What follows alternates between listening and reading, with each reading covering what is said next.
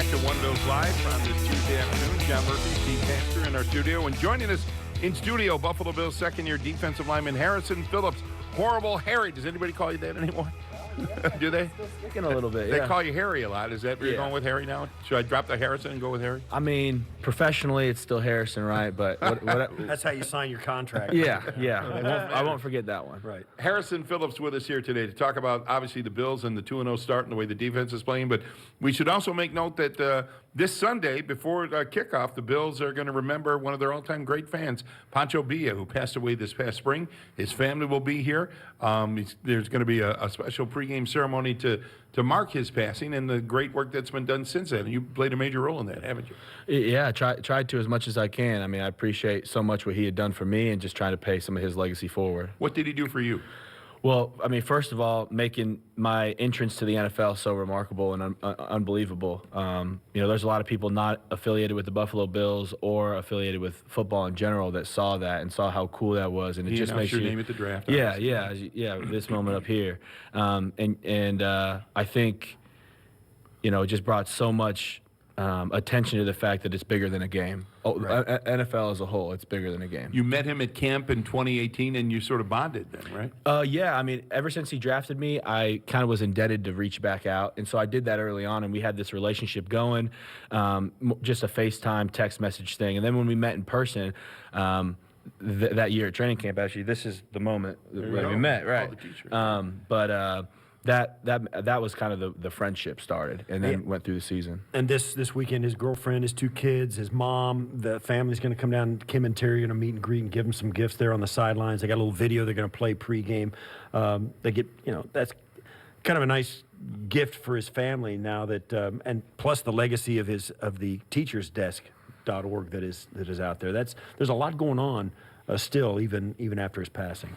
100%, and I'm so pumped up that we're going to be in the position we're in right now, 2-0, first home game. So much emotion going into this game, and I think that's going to be the most difficult thing for me is just controlling my emotions through the game and stay focused exactly on what we're doing. But yeah, his legacy is everlasting, and everything the teacher's desk is doing is fantastic. All the lives of kids that are going to be affected for that this school year. Amazing. When you talk about this home opener, let's talk about this football game. What do you tell the young guy, the new guys? I mean, you've done it once. I mean, what do you tell them about what it's like to walk down the tunnel on opening day in Buffalo on a day, like it's going to be spectacular weather, you're 2-0. Yeah.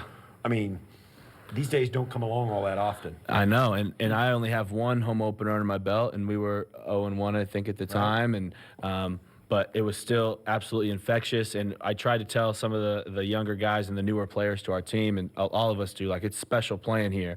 And, we really, truly care about our fans, and the fact that they show up, and you look at the fourth preseason game, we had a bunch of people at that game who stayed the whole game, watched the comeback, and were I mean, it was like we won the Super Bowl. People were going, it was so fun and so passionate, and that's the Buffalo Bills fan base.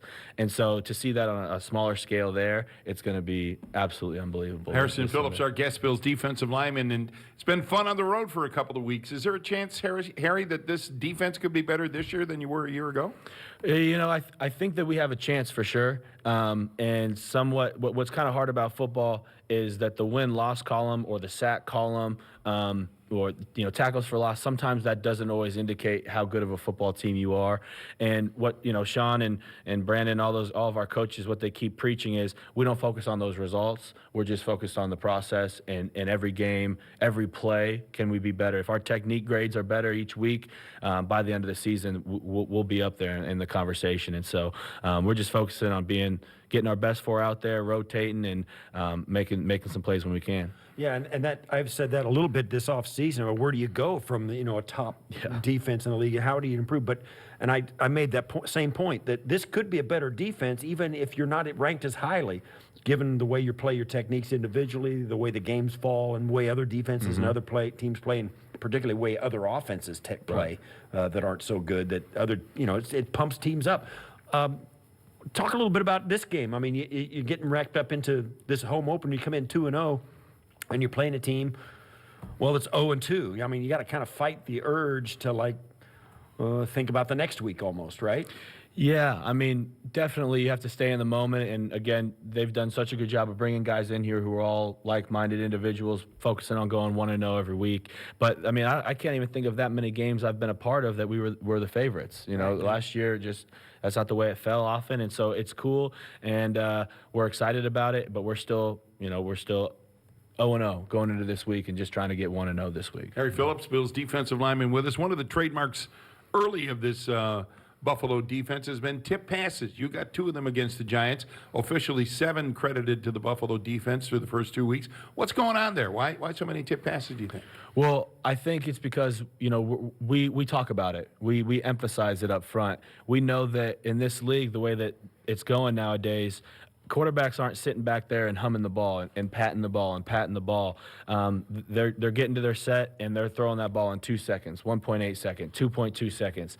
And so if you can't get home, you know, one of the ways to affect the quarterback is with your hands and getting his vision or bat a ball down. And so knowing the situation, getting smart players out there, if they're in an empty, he's not going to sit back there and hold the ball for forever. So you got to dictate that in your rush. Don't dial up some elaborate move. Just get close, get some pressure, and get a hand up.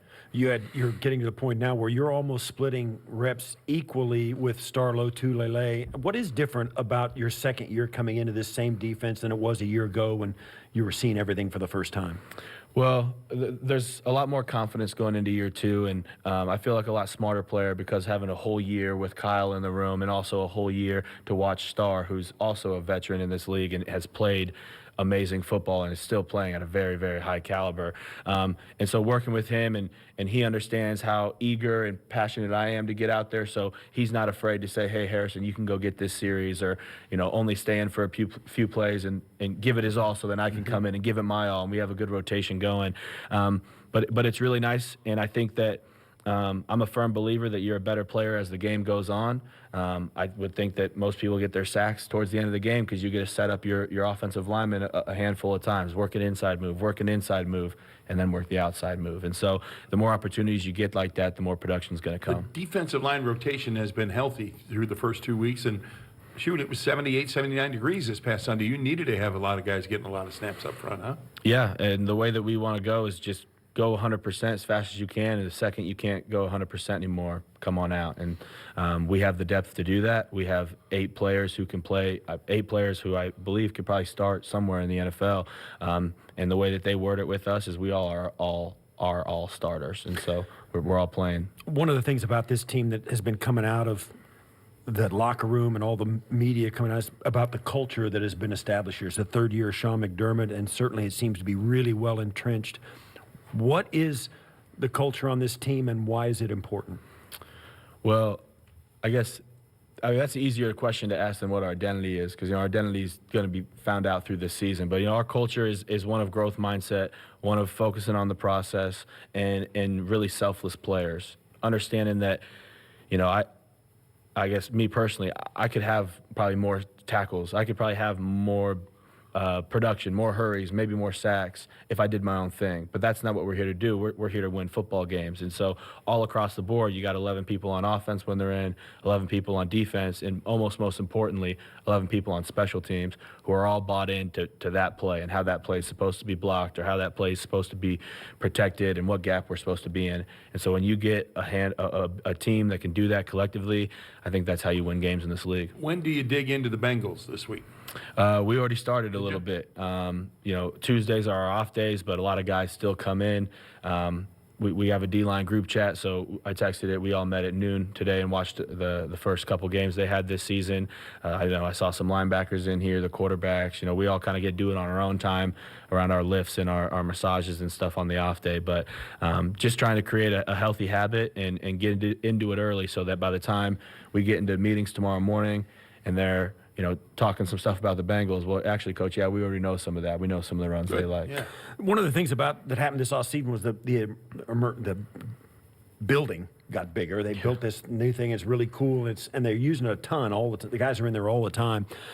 But we were mentioning just before we came on the air, one of the other things that, unlike some of the teams we're looking at and we've been talking about the whole show, the Bills are kind of relatively healthy. The injuries they've got are can do like a shaving nick, you know, they're minor injuries. And even in the preseason, it was that same way. Can you attribute maybe the good fortune they've had on the injury front, collectively speaking, to what's going on in this building?